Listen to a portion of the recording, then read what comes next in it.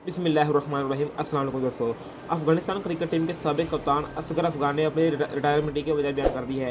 एक इंटरव्यू में असगर अफगान ने पाकिस्तान से हार पर इंतहाई दिलशकस्ता अंदाज में कहा कि टी20 वर्ल्ड कप के दौरान ही रिटायरमेंट का ऐलान पाकिस्तान से होने वाली शिकस्त का दुख है जो मुझे मुझ समेत पूरी टीम ने महसूस किया और इस शिकस्त से हमारे दिल टूट गए।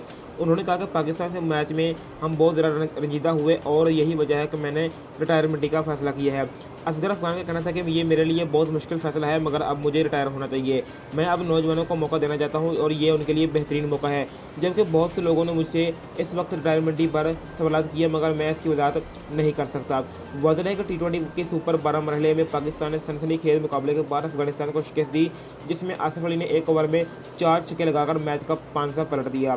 33 साल असगर अफगान ने पाकिस्तान से शिकस्त के 24 घंटों के अंदर ही रिटायरमेंट का ऐलान किया। असगर अफगान ने 114 वनडे, 75 टी20 और 6 टेस्ट मैच खेले हैं, जबकि 115 मैचेज में अफगानिस्तान की कप्तानी की है। जबकि असगर अफगान को ये एजाज़ हासिल है कि उनकी कप्तानी में अफगानिस्तान सबसे ज़्यादा टी20 मैचेस जीता है।